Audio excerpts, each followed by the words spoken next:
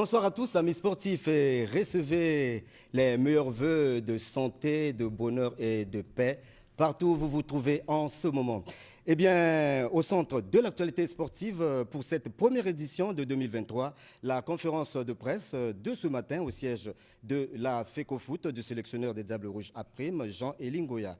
À découvrir tout à l'heure la liste des 28 joueurs convoqués pour prendre part à cette 7e édition du CHAN. Du côté du comité national olympique et sportif congolais, c'est la clôture du premier camp d'entraînement initié pour préparer la 4e édition des Jeux africains de la jeunesse. Et puis c'est demain à Santos au Brésil que Edson Arantes do Nascimento di Pelé, décédé le 20 décembre dernier, sera inhumé. Voilà pour le sommaire de l'actualité sportive qui sera une co-présentation avec Mélanie Georges Inyanga et puis avec nous sur ce plateau, Stalgar Bomoï. Bonsoir Mélanie. Et bonsoir Alexis. Bonsoir Stalgar. Bonsoir Bokatola. En tout cas, ouvrons cette édition par la conférence de presse de ce matin au siège de la FECOFOOT par le sélectionneur national des Diables Rouges à Prime, Jean-Élie Ngoya, face au chevalier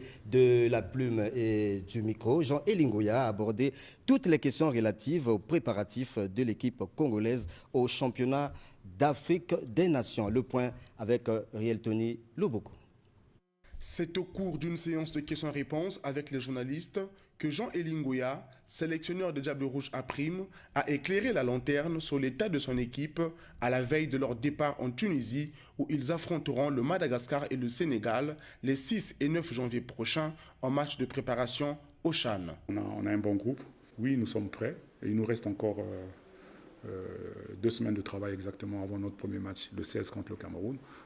Là nous sommes en train de bonifier le peu de temps qui nous reste. Pendant ces 3 jours, nous allons faire 5 unités d'entraînement à très haute intensité pour espérer d'attaquer bien le match contre Madagascar. Pour parfaire leur préparation au CHAN, les Diables Rouges peuvent compter sur l'expertise nationale avec le renforcement de leur staff technique. Nous avons renforcé notre staff technique avec Cyril Longa qui nous a rejoints. Nous avions maintenant un préparateur des attaquants parce que nous avons compris que nos attaquants ne savent pas marquer des buts. Geoffroy Desmeyer va nous rejoindre à Tunis, c'est certainement le 4. Nous avions aussi recruté dans notre groupe un préparateur mental.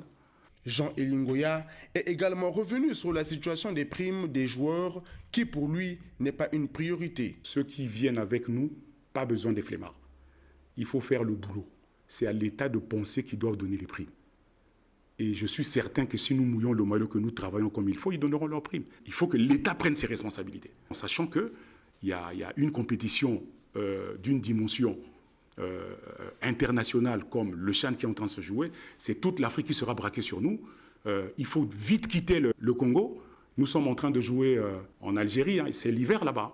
De tous ces joueurs-là, il y en a peut-être 1 ou 2 qui ont fait l'Europe, mais la majorité n'ont jamais joué sous des températures froides. Nous allons jouer sous des températures au-dessus de 8 degrés. Hein.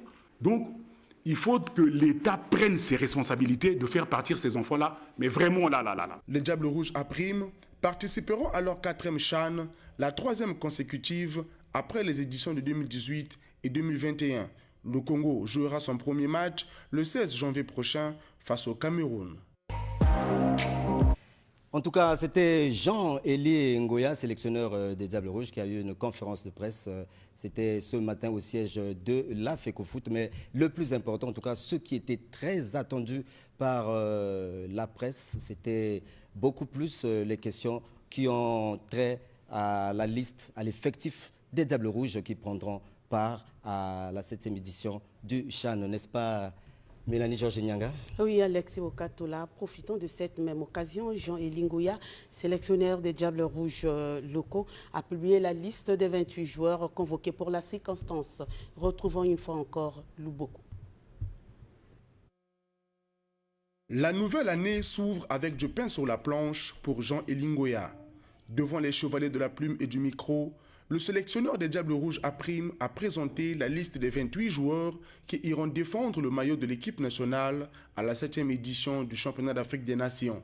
Sans surprise, les cadres du championnat national y figurent. Ndila Pavel de l'AS Otoyo comme gardien de but, Mavungu Giscard de Diable Noir comme deuxième gardien, Massa Chancel de l'AS Léopard comme troisième. Chez les défenseurs, nous avions Ondongo Julfin à Sotoyo, Lessomo Lufrid Interclub, Mbemba Bérol Diable Noir, Mambouli Arnovi Interclub, Malonga Ernest Diable Noir, Bakwa Karov Diable Noir, Ondongo Faria à Sotoyo. Pour les milieux du terrain, nous avons Bango Joseph Étoile du Congo, Tomanzoto Borel à Sotoyo, Nzaba Venol BNG, Bingila Hardy Diable Noir, Obongo Prince Diable Noir. Pour les attaquants, Bidimbu Kader à Sotoyo, Elenga Kanga Junior à Sotoyo, Masumu Domi Diable Noir, Basinga Deogracias Diable Noir, Monkou Chafet Interclub, Soussou Prince Diable Noir, Nzawo Exaucé JST, Undanga Makarl Diable Noir. Dans les réservistes, il y a Kibama Odavi Diable Noir, Ngoma Junior Étoile du Congo, Koto Mignon BNG, Ngombe Jaurès à Sotoyo et enfin Bissila Raema à ces Léopards de Dolisie. Il ne reste plus qu'à attendre et espérer que les poulains de Jean Elingoya, logés dans un groupe E à 3 équipes avec le Cameroun et le Niger, puissent dépasser l'étape des quarts de finale qu'ils ont atteint en 2018 et en 2021.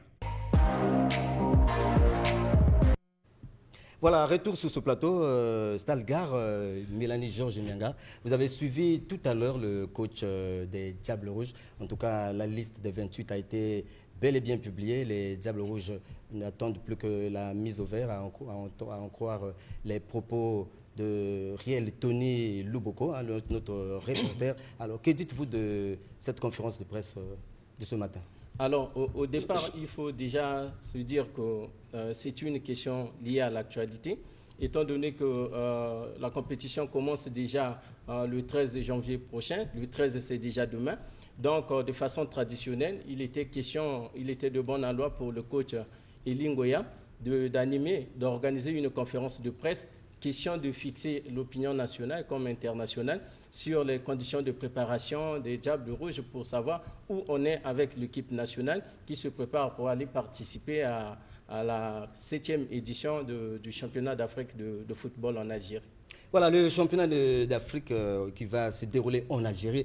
Justement, le coach Elingoya a abordé un problème qui était autrefois un problème crucial pour l'équipe de l'AS Otoyo qui avait vécu des moments très douloureux, très difficiles lorsqu'elle était partie pour la première fois jouer en Algérie. Et cette fois-ci, le coach Elingoya voudrait que les bouchées doubles soient mises avec l'équipe de Chan. Qu'en pensez-vous, Mélanie Georges? Justement, le sélectionneur des Diables Rouges Aprime a très bien vu, parce que nous ne voulons plus vivre ce que AS Otoyo avait vécu en Algérie des années plus passées, 9-0.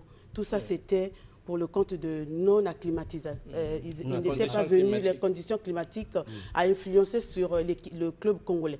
Donc, pour prendre déjà le taureau sur les cornes, le gouvernement, pour ne pas dire le ministère des Sports et lui-même le sélectionneur a trouvé bon de déjà mettre la puce à l'oreille aux dirigeants sportifs, de penser à mettre déjà en route cette équipe.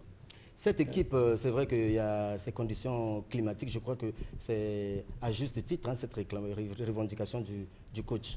Oui, c'est à juste titre parce que nous savons bien que Mélanie l'a dit, hein, quand AS Otoyo a effectué les déplacements en 2017 pour le compte des compétitions interclubs de la CAF, oui. Nous avons tous l'information, nous savons ce qui s'est passé sur cette compétition. C'était juste à cause des conditions climatiques non favorables aux Congolais.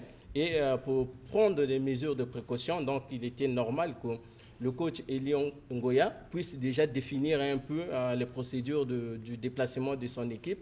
Question d'aller déjà s'acclimater pour éviter la surprise climatique comme l'équipe de l'AS Otoyo l'a vécu. Parce que vous êtes sans ignorer qu'en 2017, si ma mémoire ne me trompe pas, quand le Congo participe au championnat d'Afrique au Maroc, c'est de cette manière que le gouvernement avait favorisé le déplacement de l'équipe nationale pour aller s'acclimater au moins 2 semaines avant.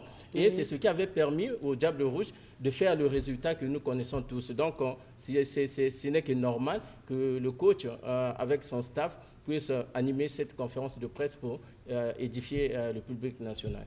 Voilà, Mélanie, sur la liste de Lingoya, il y a tout de même 10 joueurs, hein, si on a bien lu. Est-ce que ce n'est pas trop pour Diable Noir seulement? Justement, c'est vraiment trop. Là, ils sont en train, franchement, d'handicaper l'équipe qui est même africaine. Hein. Diable Noir est africaine. Et si nous regardons trop bien... pardon? Oui, c'est une façon d'encourager, oui, d'encourager les autres qui ne s'émergent pas, les autres qui pensent qu'ils sont là pour rester seulement sur le banc. Non, il est temps qu'ils s'affichent aussi. Et sur cette question, je dois dire que le football actuel, parce que nous parlons du football moderne, actuellement, la sélection est souvent composée des joueurs qui évoluent dans les clubs qui sont en forme du moment.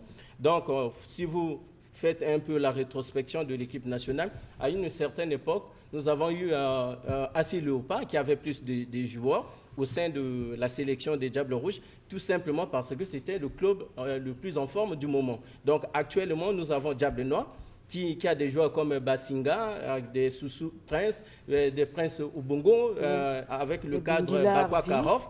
Donc ce n'est que normal parce que c'est l'unique club congolais qui est resté en lice pour les compétitions interclubs de la CAF. Donc ça veut dire que la représentativité de cette équipe ne pouvait que représenter également l'ossature de l'équipe nationale. Et le Congo jouera avec le Sénégal, avec l'équipe de Madagascar. Ça va être à Tunis.